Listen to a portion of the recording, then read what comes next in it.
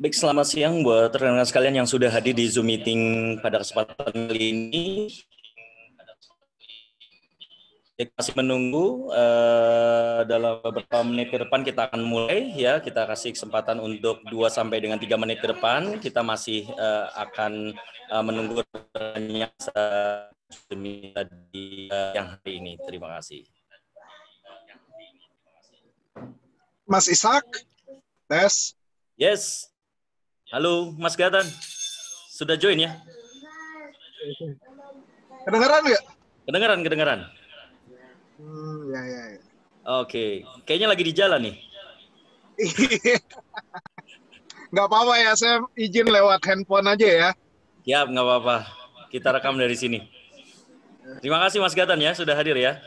Kita tunggu teman-teman yang lain, karena mungkin kita kasih kesempatan mungkin 1-2 menit depan. Saya juga masih melingkan di YouTube streaming agar supaya biar teman-teman yang lain yang mungkin nanti join di sini bisa melihat di streaming YouTube.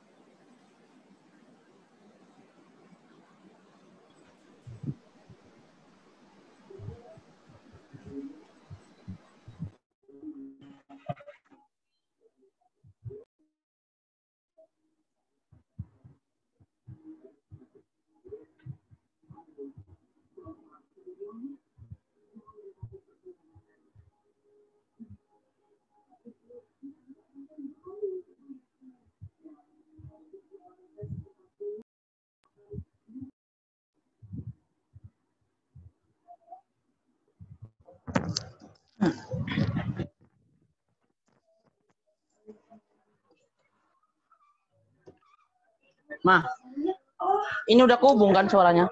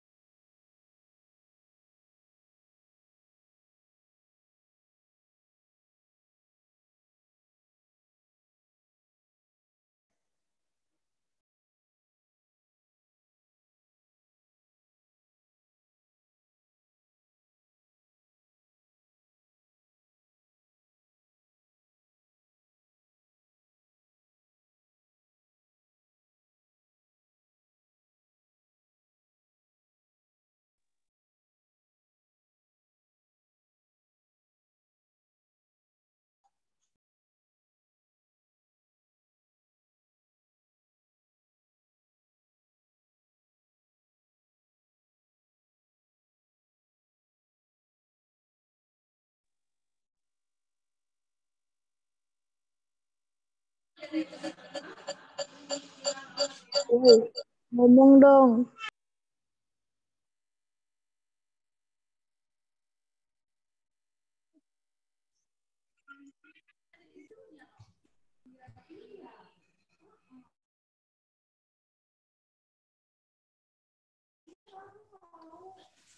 Baik, buat rekan-rekan sekalian, kita akan mulai di sore hari ini. Ya.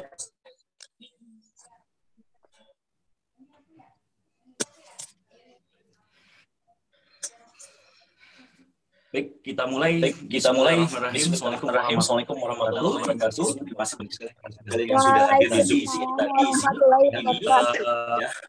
Rekan-rekan sekalian, pada kesempatan kali ini di siang hari ini kita akan adakan Euro Management Talk 2020 Integration of Division Kiprah Alumni Jerman di Indonesia 12 September 2020 pukul 14 sampai dengan 15 waktu Indonesia bagian barat. Terima kasih banyak buat teman-teman semua yang sudah hadir di Zoom meeting kita. Ya, jadi mohon untuk dapat di mute untuk rekan-rekan sekalian untuk mikrofonnya agar supaya tidak mengganggu pada saat nanti kita akan ada seminar di Zoom meeting kita sore hari ini. Baik, langsung saja pada kesempatan kali ini bintang tamu kita atau narasumber kita yaitu ada Mas Gahtan Said, Bachelor of Science, beliau alumni Euro Management Indonesia angkatan ke-7 2009-2010 dan beliau juga lulusan dari Bachelor of Applied Science Ruhr University Bochum Germany dan beliau juga pernah menjabat sebagai founder and ketua PPI ya Bochum tahun 2012-2014 dan saat ini beliau menjabat sebagai CEO PT Berkah Guna Selaras Abroad Indonesian Manpower Agency dan beliau juga sebagai founder of kerjasama.id. Oke, langsung saja kita sambut Mas Gahtan Said, Bachelor of Science. Assalamualaikum Mas Gahtan, apa kabar? Waalaikumsalam Mas Ihsan dan teman-teman. Okay. Ngomong-ngomong suara saya jelas ya? Jelas. Jelas. Mas Gahtan. Jelas. Baik, Mas Gahtan, apa kabar Mas? Semoga sehat selalu. Mungkin ininya kita bisa ini ya, Mas Gahtan yang sudah lama kita berjumpa juga setelah lulus dari Jerman. Ya, saya terakhir tuh ketemu di mana kita Mas terakhir Mas di kantor mana ya? Yang di Menteng atau yang di Gedung Jaya? Waktu itu saya juga agak lupa. Udah di Menteng sekali saya pernah ke situ. Di Menteng ya pernah ya? Di Menteng ya pernah ya, sempat ke Menteng ya. Gedungnya bagus. Baik. Baik, rekan-rekan sekalian. Jadi berikut Mas Gahtan dan mungkin Mas Gahtan bisa memperkenalkan diri terlebih dahulu Mas Gahtan dengan seluruh siswa-siswa para peserta yang hadir pada kesempatan kali ini. Ya, perkenalkan nama saya Gahtan Said Atamimi. Saya tahun 2010 ya Mas Isak ya. 2010. Saya ambil tadi ke Jerman. Bachelor of saya studi di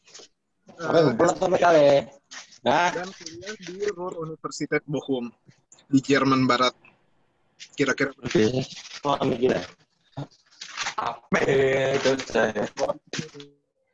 Sorry Mas, bisa dibuka mute-nya Mas Gahtan?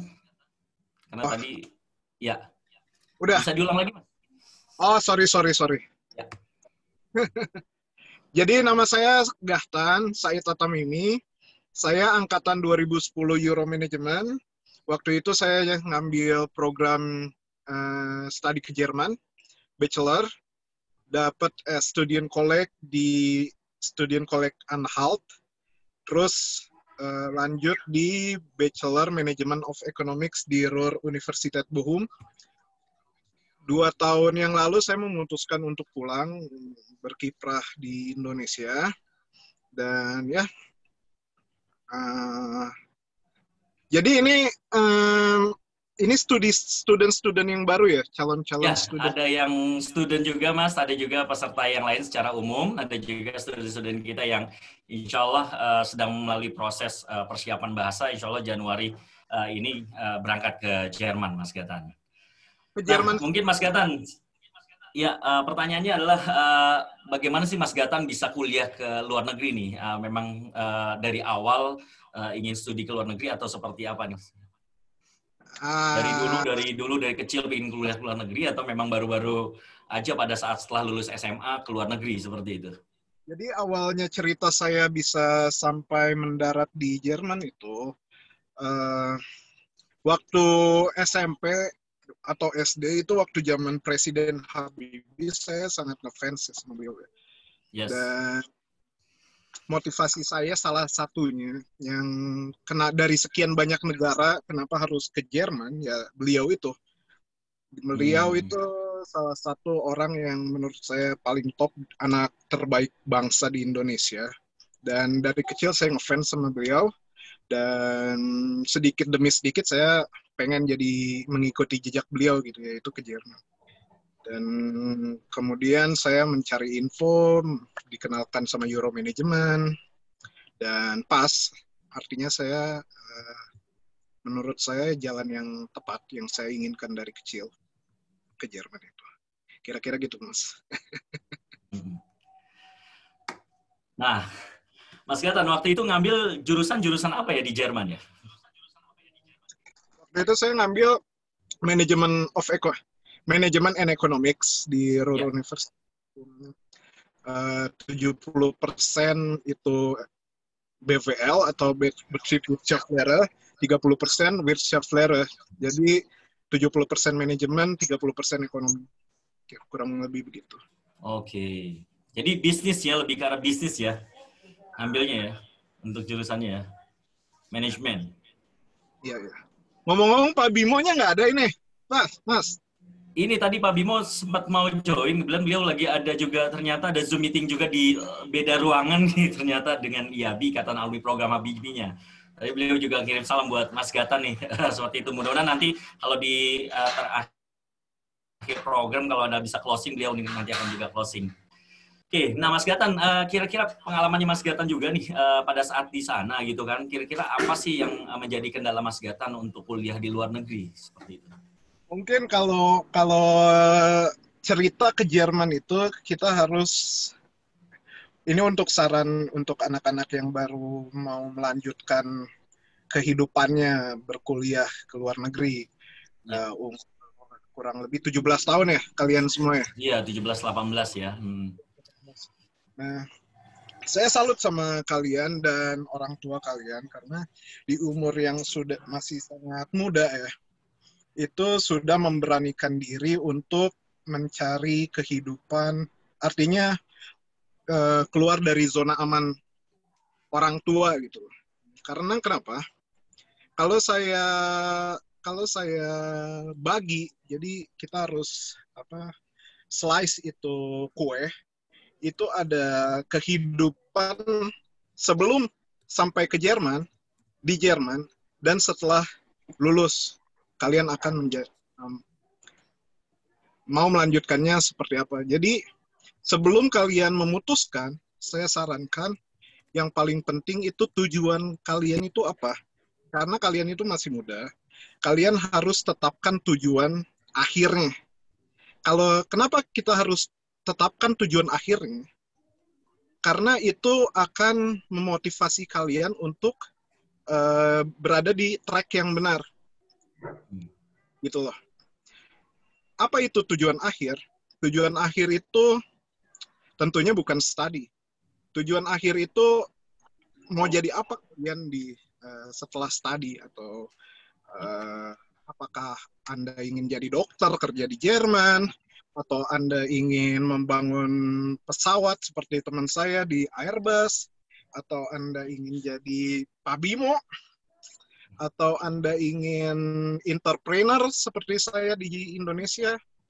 Jadi itu satu yang harus, mungkin paling penting yang harus Anda pikirkan, teman-teman pikirkan saat ini.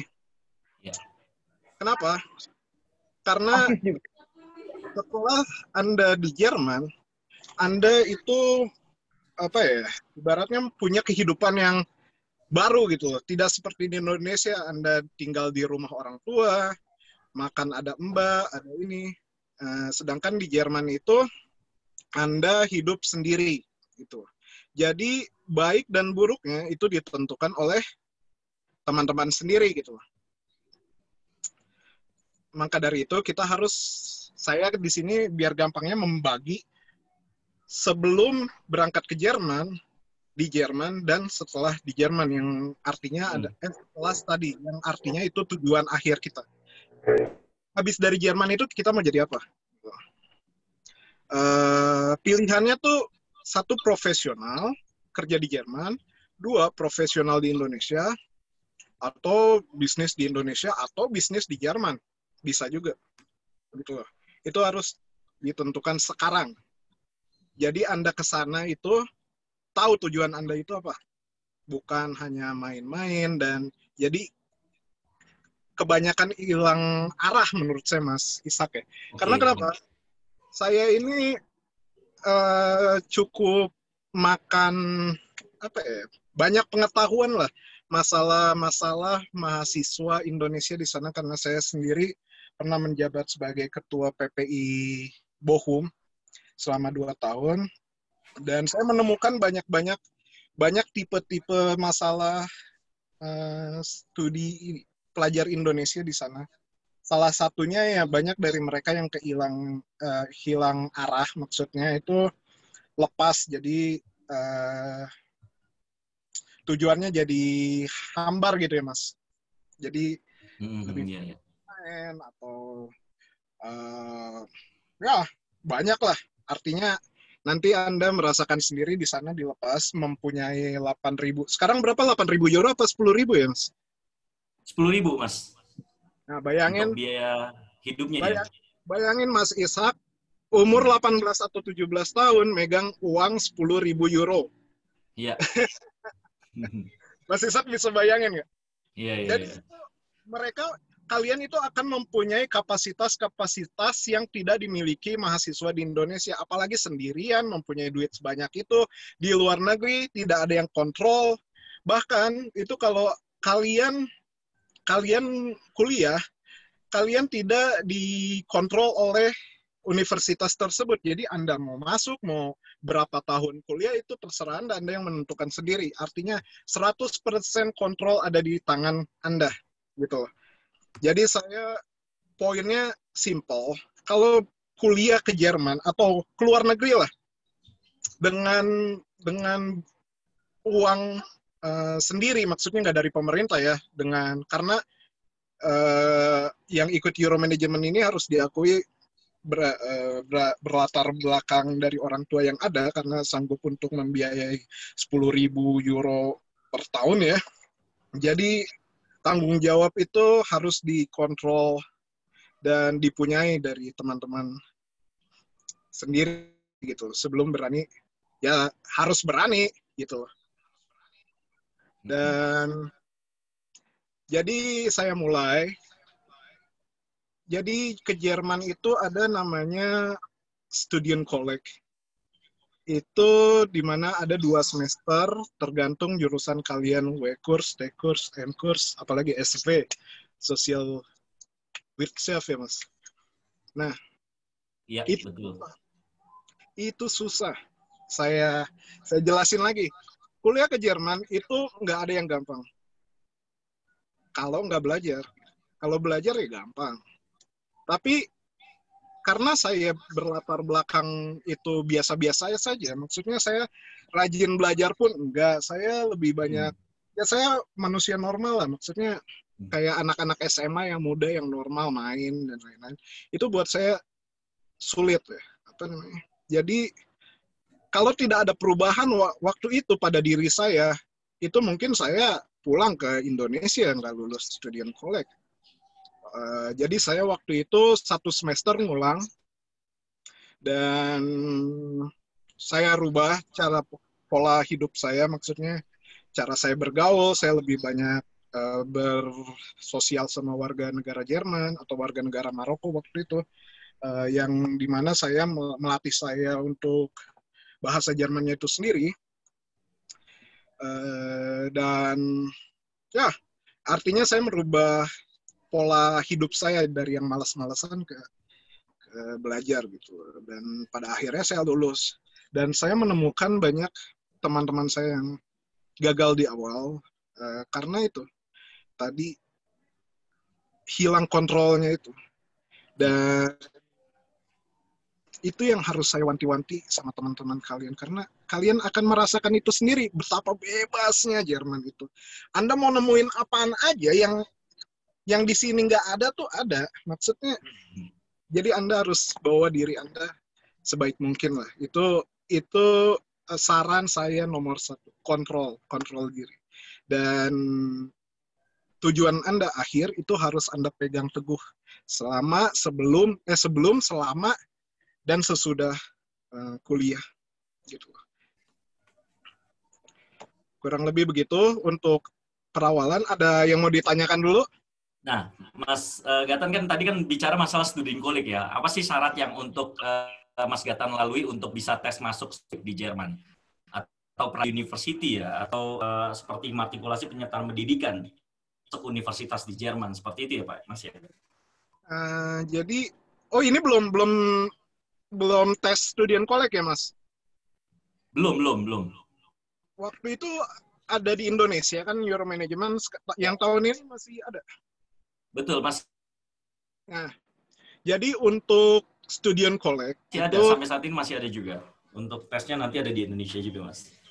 Poin yang paling bagus dari Euromanagement itu untuk teman-teman, kenapa teman-teman ikut Euromanagement, bukan saya promosi, saya nggak tanya Mas Ishak, saya nggak dibayar sama sekali buat nemuin. Tapi yes, Euromanagement itu bisa melakukan tes Aufnahme Befestigungsprüfung ya? Yes, betul Mas. Aufnahme tes kan ya? Nah, tes masuk Studien Koleknya itu di Jakarta. Jadi itu poin yang sangat menurut saya dari Euromanagement hebat lah. Yang artinya saya mendapatkan kesempatan datang ke Jerman tidak tes lagi gitu loh. Jadi saya mendapatkan kursi di Studien Kolek langsung di Jakarta. Dan kalau bisa manfaatkan kesempatan itu untuk mendapatkan kursi Studien Kolek di Jakarta. Walaupun tidak apa-apa banyak. Emang jalannya itu sebenarnya tes itu di Jerman dan semua negara melakukannya itu. Seperti itu, jadi datang ke Jerman baru tes. Jadi nggak usah takut misalnya nggak dapat kursi di Jakarta, itu diikutin aja prosedurnya yang ada.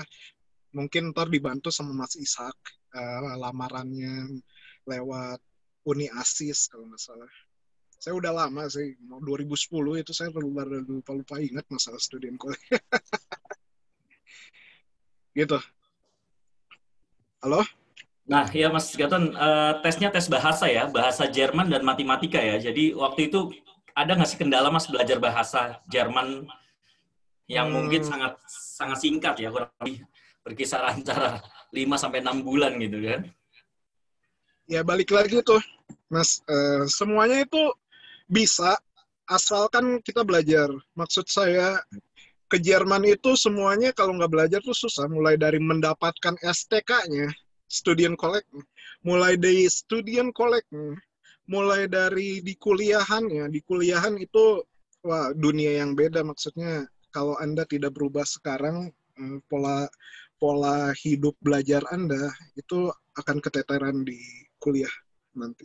Dan saya jamin itu.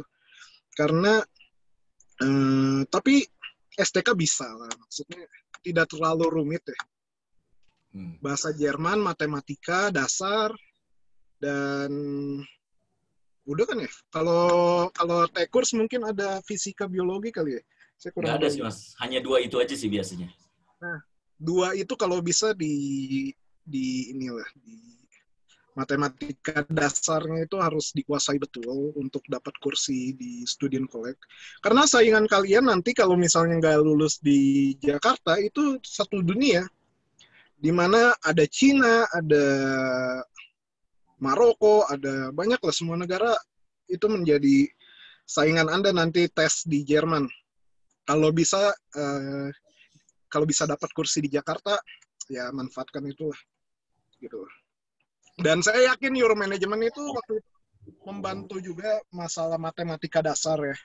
Ada kursusnya sendiri ya. Dan itu harus dimanfaatkan sama teman-teman. Karena matematika dasar itu akan kepake terus sampai lulus kuliah nanti, gitu. Nah, Mas Gatan nih, tadi kan kita lanjutin lagi pertanyaannya. Dari kan udah di Student Collect Mas Gatan, ya selama kurang lebih 2 semester. Nah, setelah 2 semester itu kan mau masuk ke universitas nih Mas. Mas Gatan kira-kira menentukan universitas kok bisa sih dapat di Universitas Ruhr Bochum gitu kan. Ini kan juga salah satu banyak yang mau kuliah di universitas tersebut nih Mas. Sistemnya gimana sih Mas pada waktu itu pendaftaran, terus Mas Gatan berapa daftar universitas waktu itu bisa diterima di Ruhr Bochum akhirnya? Jadi itu tergantung nilai Anda di Student Collect. Itu ada namanya Feststellungsprüfung, FSP, di mana akan dilakukan di semester kedua. Dan nilai dari Feststellungsprüfung itu akan dijadikan patokan untuk masuk ke universitas atau Fachhochschule. Gitu lah. Ya. Saya waktu itu daftar ke universitas-universitas.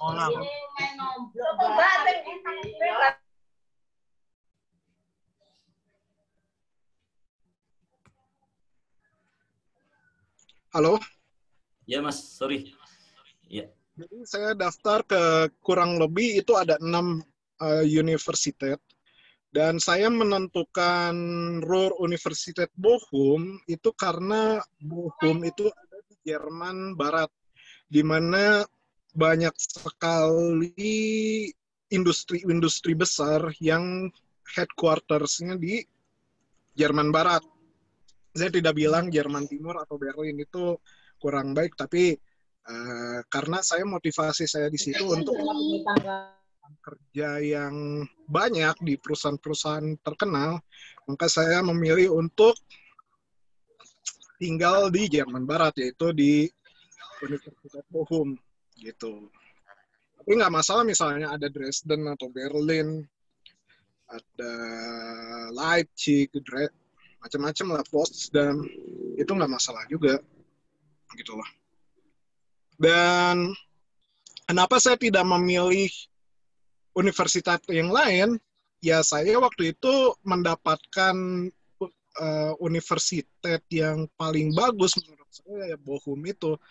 Sedangkan bukan yang terbaik, tapi salah satu yang paling baik yang saya keterima di situ. Ada juga saya ditolak di LMU, Ludwig Maximilian München, itu nomor 1 di Jerman, saya ditolak. Di Heidelberg saya ditolak. Dan ya intinya kalau FSP Anda 1, itu Anda, kalau FSP Anda perfect itu 1 ya di sana. Itu Anda bisa diterima di mana aja sih sebenarnya. Waktu itu saya nilainya itu 1,7 kurang dikit. Kira-kira gitu. Oke. Nah, Mas Gatan nih kira-kira nih dari Mas Gatan sendiri, Mas Gatan untuk biaya hidup Mas Gatan tuh kalau waktu itu di sana berapa sih Mas untuk per bulan? Sudah include tempat tinggal, makan, kesehatan, biaya transport, telepon, HP, dan lain-lain, Mas. Ya, nah itu harus yang dipikirkan lagi Mas Ishak. Kalau untuk biaya studi itu masih gratis, ada yang gratis, ada yang bayar untuk tiket saja. Tapi biaya hidupnya memang lumayan mahal, tapi lebih murah dibandingkan dari negara-negara lain kalau di Jerman itu. Jadi saya itu kurang lebih, karena saya boros, itu kurang lebih 700 sampai 800 per bulan untuk akomodasi, makan, dan lain-lain. Tapi kalian jangan takut, gunakan itu yang namanya kerja part-time lah. Maksudnya 2 hari, 3 hari seminggu. Kalau saya waktu itu 2 hari seminggu. Itu kerja di pabrik Mercedes-Benz bawahannya. Saya di factory line, cuman ngambilin apa barang jok mobil terus masukin ke dus dan lain-lain, banyak kerjanya. Dan manfaatkan itu selagi kalian di Jerman gitu loh. Jadi alasan saya kenapa pilih Jerman Barat waktu itu karena berdasarkan statistik pekerjaan part-time itu gampang dicari di Jerman Barat gitu, paling banyak. Bukan berarti di daerah lain kurang, tapi menurut statistik yang paling banyak kerjaan itu ya di Jerman Barat. Jadi saya kerja di berbagai macam industri. Restoran salah satunya, terus Mercedes-Benz, terus ya macam-macam lah. Bahkan saya pernah jadi tukang kebun, Mas. Macam-macam kerjaannya di sana. Jadi nikmatin aja lah. Dan kenapa kerja itu sangat membantu, itu selain menambah wawasan Anda tentang dunia profesional, itu membantu Anda untuk ya biaya hidupnya sendiri. Bayangkan seboros-borosnya saya 700-800 euro, itu kira-kira saya bisa dapat 500-600 euro per bulan ya. Dan itu ketutup kan maksudnya. Jadi tidak bergantung lagi sama orang tua gitu kalau Anda kerja part-time. Kurang lebih begitu. Ya Mas Isak? Jadi buat teman-teman semua yang bisa sambil kuliah, ya bisa sambil juga bekerja. Tapi bagaimana tuh Mas mengatur waktunya nih? Tadi ada pertanyaan juga dari teman-teman yang di sini. Tadi ngecat. Bagaimana mengatur perkuliahan juga sambil kerja gitu kan? Tadi Mas Gaton kan bilang ya seminggu 2 kali lah ya. Nah ngaturnya itu gimana, jam pada waktu kuliah atau di luar dari kuliah gitu? Ya, jadi sekali lagi Mas, setiap orang itu akan mempunyai kehidupan masing-masing gitu. Maksudnya akan berbeda satu sama lainnya. Contohnya saya dengan teman saya itu mungkin tidak sama mengatur waktunya atau kehidupannya di Jerman pun itu akan berbeda. Ya kalau saya kerja di weekend, Sabtu Minggu, tapi ada juga yang kerja misalnya contoh saya kebagian di Senin atau Selasa, maka saya tidak mengambil part-time itu karena saya mementingkan kuliah pada waktu itu.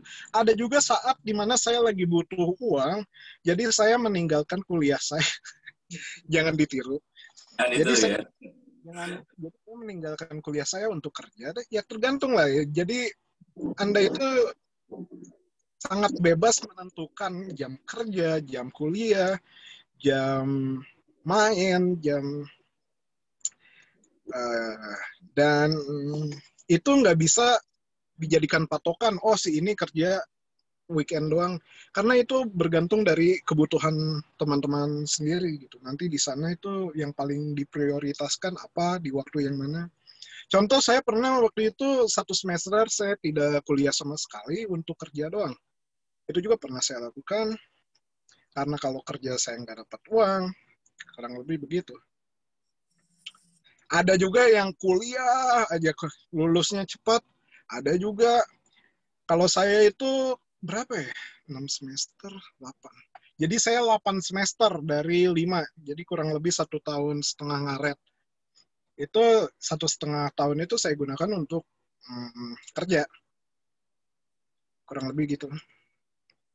Nah, Mas, saya dengar katanya ada juga sih dapat bantuan-bantuan dari pemerintah Jerman, benar nggak ya setelah lulus dari sana?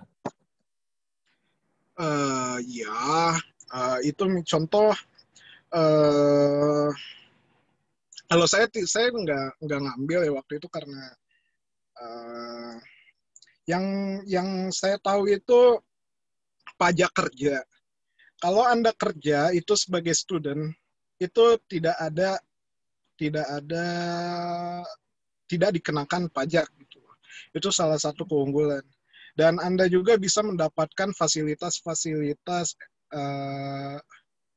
seperti Tiket itu ntar di reimbus sama pemerintah Jerman. Terus laptop sampai 500 euro atau 350 ya kemarin itu dari reimburse. Jadi kalau Anda beli peralatan-peralatan yang berhubungan dengan kuliah, Anda simpan itu kuitungnya, kwitansinya, nanti Anda reimburse di, lupa saya di websitenya apa. Nanti Mas Isak lebih tahu lah itu. Jadi sangat membantu gitu loh. Maksudnya kuliah jadi mahasiswa di Jerman itu banyak diskon-diskon dan pajak gratis dan semuanya disubsidi mungkin ya. Termasuk kantin juga disubsidi sama pemerintahnya.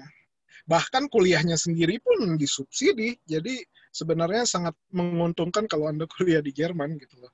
Beda sama negara-negara lain. Kurang lebih gitu. Untuk kepulangan sendiri nggak terlalu banyak sih menurut saya. Mas Isak nanti bisa lebih tahu lah itu apa aja yang bisa dibawa pulang. Kalau saya nggak ada. Mas Gata nih, Mas Gata waktu itu pada saat kuliah di sana kan visanya visa Schengen, sempat keliling-keliling nggak ke Eropa gitu pada saat kuliah. Nah itu gimana tuh caranya nih? Ada pertanyaan juga, kira-kira sambil keliling tuh gimana sih ngatur waktu untuk bisa juga ke road trip ke beberapa negara-negara di Eropa? Ya.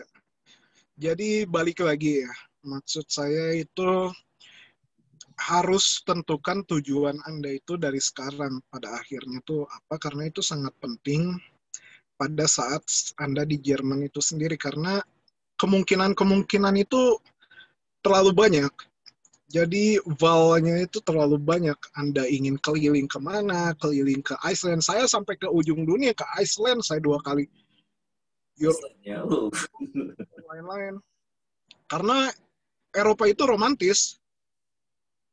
Dan tempatnya bagus-bagus. Yang suka hiking seperti saya, wah bakalan habis duit di situ. Dan ya, nggak jadi masalah lah itu kalau kalau road trip itu. Ke Norwegia saya pernah, ke Iceland, ke Paris, Spanyol, Portugal, Italia, apalagi Belanda yang dekat. Paling sering ke Belanda sih. Soalnya dekat dekat dari Bochum. ya dari Bochum ya. Hmm. Ya. Mas Jadi Gata nih, ada ya, pertanyaan di sini. Saya coba mengakomodir pertanyaan dari teman-teman semua. Ya, waktu itu kan standar mungkin bisa masuk di studi kuliah kan B1 ya. Kalau sekarang mungkin sudah B2 nih Mas Gatan. Nah, untuk tingkatan sampai dengan level B1, B2 itu cukup ya Mas Gatan ya untuk selama kurang lebih 6 bulan proses persiapan bahasa. Gitu. Terus mungkin tambahan lagi di sana 1 atau 2 bulan. kalau sekarang B2 emang Mas persyaratannya. B2 ya. Oh, Betul. B2 Mas. Jadi ya agak lebih berarti tinggi nih. tambah sebulan, 2 bulan mungkin ya. Bisa Itu lah. tergantung sih sama Euro Management. Kurang paham untuk 6 bulan bisa B2 itu mungkin Mas Isak lebih tahu. Tapi yang saya mungkin saya bisa kasih pendapat itu masalah bahasa Jerman itu ya mau nggak mau Anda kuliah di Jerman, bahasa Jerman Anda harus lancar gitu. Kalau nggak lancar Anda ya jadi aneh. Yang ada menurut pengalaman itu orang Indonesia itu bergaul sama orang Indonesia, Mas. Jadi bahasa Indonesianya yang lancar. Kalau Iya. saran saya itu selagi Anda di sana, manfaatkanlah itu apa namanya bergaul sama rakyatnya sendiri, rakyat Jerman maksudnya warga negara lokal sana atau teman-teman kuliah Jerman dan bergaul ke rumah mereka atau nongkrong sama mereka itu menurut saya faktor yang paling bagus untuk melatih kelancaran bahasa Jerman Anda gitu. Saya waktu di sana itu level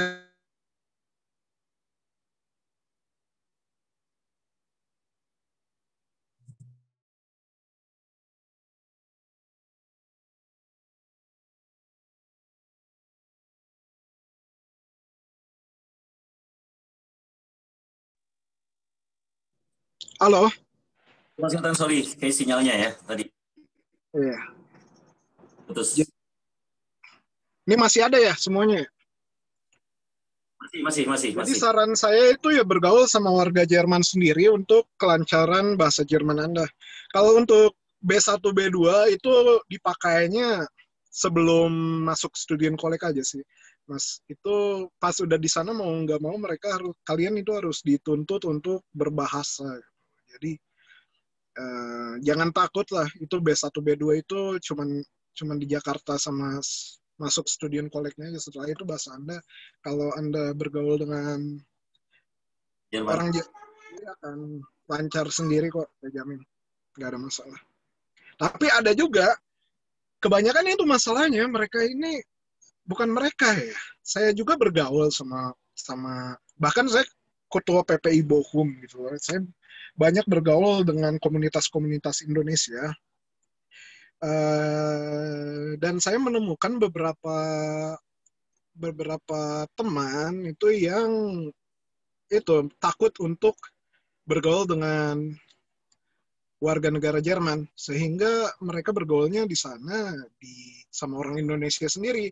Saya tidak nyalahin, tapi akan lebih bagus gitu loh, karena itu juga untuk apa namanya ya, keberhasilan Anda studi, karena studi itu menggunakan bahasa Jerman yang seperfect mungkin gitu, kalau bisa C2 gitu, karena bahasanya tinggi.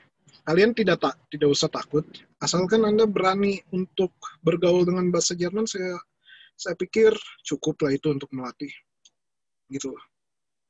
Oke, Mas, tadi kan juga menyonding masalah PPI ya. Mas Gatan jabat sebagai ketua PPI Bochum nih. Itu kok bisa sih, Mas? Maksudnya kita bagaimana sih caranya untuk bisa kuliah tetap jalan, organisasi juga tetap jalan gitu. Dan apalagi mencapai jadi ketua PPI itu nggak mudah kan, Persatuan Pelajar Indonesia. Nah, itu kan pasti banyak sekali tuh kegiatan-kegiatan. Nah, itu gimana tuh, Mas, kira-kira awal mulanya bisa ngikut jadi, ikut bagian dari organisasi tersebut? Nah, jadi saya ini sifatnya orang yang suka bersosial gitu, Pak. Waktu itu saya ke Bochum, itu belum ada satu organisasi pun yang dibentuk untuk mencari info untuk mahasiswa Indonesia ya. Jadi PPI-nya sendiri belum ada, tapi orangnya banyak, orang Indonesianya banyak. Dan salah satu tugas mahasiswa Indonesia tentunya untuk menjadi ambasador negaranya sendiri gitu. Jadi meskipun kecil, tapi ada upaya untuk mempromosikan Indonesia, Mas. Jadi saya lakukan itu dengan membuat organisasi PPI. Kita waktu itu membuat organisasi, apa namanya? Veranstaltung, kegiatan-kegiatan kesenian. Kita membuat apa namanya, presentasi-presentasi keilmiahan juga seperti ini. Dan banyaklah yang dilakukan, barbecue bareng warga negara Indonesia, dan latihan-latihan angklung dan lainnya. Itu waktu itu saya lumayan aktif selama 2 tahun itu. Tapi setelah 2 tahun itu saya lebih fokus ke studi saya. Kenapa? Karena yang saya dapetin, berorganisasi ini memerlukan waktu, betul kata Mas Isak. Dan waktu saya terkuras hampir banyak di organisasi seperti ini gitu. Ya balik lagi, tidak masalah, karena Anda ke Jerman itu sebenarnya untuk belajar. Dan belajar itu tidak harus di kuliah gitu loh. Anda itu sebenarnya gini, Mas. Indonesia ini harus kita akuin lagi tidak baik-baik saja gitu. Dan saya melihat itu karena saya tinggal di sana. Saya itu membandingkan, yang namanya mahasiswa itu membandingkan negaranya dengan negara Jerman. Jadi saya melihat Indonesia tidak baik-baik saja. Yang saya lihat ini Indonesia perlu lebih banyak ilmuwan-ilmuwan atau pembanding-pembanding seperti mahasiswa-mahasiswa yang kuliah di luar negeri untuk membuat sesuatu di negaranya gitu. Makanya saya balik dan saya menemukan wah, kalau di Jerman tuh seperti ini sistem. Karena saya di bidang ketenaga kerjaan, saya membandingkan sistem ketenaga kerjaan di Jerman dan Indonesia, dan saya apply punya sistem Jerman itu di Indonesia gitu. Jadi saran saya untuk calon mahasiswa ini yang dari Euromanagement, ketika Anda di sana, Anda itu belajar tidak harus di universitas atau student college. Jadi Anda bandingkan apa yang bagus dari negara Jerman itu yang tidak ada di Indonesia. Ketika Anda selesai, itu Anda pulang, Anda bangun sistem-sistem yang baru yang belum ada di Indonesia gitu. Karena saya lihat Indonesia ini sekarang masih butuh orang-orang muda yang berani gitu. Nah, Mas, terakhir juga pertanyaan saya juga di sini termasuk dalam konteks player yang kita juga buat di sini adalah kiprah alumni Jerman di Indonesia. Nah, sekarang terakhir mungkin menurut Mas Gatan nih, kiprah alumni Mas Gatan dalam artian di sini adalah apa sih yang Mas Gatan lakukan setelah lulus dari sana, saat ini kan menjadi CEO ya, PT Berkah nih. Nah, kira-kira itu perusahaan di bergerak bidang apa, Mas? Dan apakah ada hal-hal ilmu yang didapat dari Jerman yang diterapkan di perusahaan Mas Gatan nih saat ini? Ya, jadi saya ini lumayan banyak pengalaman kerja di Jerman. Mungkin ada 30-an perusahaan yang pernah saya masuk di sana. Salah satunya BASF dan Shell, saya pernah masuk. Terus LyondellBasell, terus Bayer kalau di sini terkenal juga chemical company. Dan saya menemukan itu ya sistem perekrutan di sana dan sistem perekrutan di sini itu ada yang beda. Dan contohnya ya, kalau di sana itu pekerja kasarnya itu mahasiswa. Jadi mahasiswa itu kenapa mereka banyak memperkerjakan mahasiswa, karena mahasiswa itu bayarannya maksudnya bukan murah ya, maksudnya ya paling murah. Makanya kenapa mahasiswa banyak dipakai di industri-industri gitu untuk mengurangi cost labornya. Nah, saya tarik itu benang ke Indonesia. Kalau pekerja kasar di Jerman itu mahasiswa, apakah mahasiswa di Indonesia itu sama seperti mahasiswa Jerman? Tentunya tidak. Karena mahasiswa yang saya lihat, mahasiswa di Indonesia itu lebih banyak fokus ke kuliah saja, sementara untuk magangnya itu kurang sama. Nah, itu salah satu poin yang paling bagus itu kalau kuliah di Indonesia itu saya lihat pengalaman kerjanya itu kurang. Jadi kalau di Jerman itu saya berani jamin pengalaman kerja Anda lebih bagus dari mahasiswa yang ada di Indonesia. Saya tidak bilang semuanya, tapi kebanyakan sih begitu. Dan saya pulang ke Indonesia, itu mengetahui bahwa masih banyak pengangguran di Indonesia. Dan kesempatan kerja di Indonesia itu sedikit. Jadi saya mempunyai ide, sama seperti Euromanagement sebenarnya. Kalau Euromanagement itu mengirim mahasiswa-mahasiswa untuk kuliah ke luar negeri, kalau saya mengirim pekerja-pekerja kasar ke luar negeri gitu, seperti ke Middle East. Saya juga mengirim nurse ke Jepang, terus saya mengirim, bahkan nanti Mas, ini kita mau membuka itu Polandia sebenarnya. Polandia sama Ukraina. Tapi karena COVID ini saya nggak jadi berangkat ke sana. Ya, saya itu salah satu yang terpukul paling berat sih di industri ini karena COVID ini. Yeah. Karena bisnis saya itu menyangkut kirim pekerja ke luar negeri. Sementara COVID ini hampir tutup 4 bulan, 3 bulan setengah. Sementara ini udah mau buka lagi. Jadi ya saya salah satu yang terpukul paling berat. Tapi kalau saya mau samain sama mahasiswa yang Indonesia yang akan ke sana di pandemi ini, itu saya applause ya. Maksudnya kita itu lagi di zaman yang rada aneh lah, ini zaman lebih kacau lah, dan saya juga kurang tahu ya apa ntar prosedurnya, apakah ada tambahan untuk mahasiswa baru di Jerman di masa pandemi ini atau bagaimana, saya kurang tahu juga. Tapi mungkin di new normal ini bakal ada perubahan yang besar di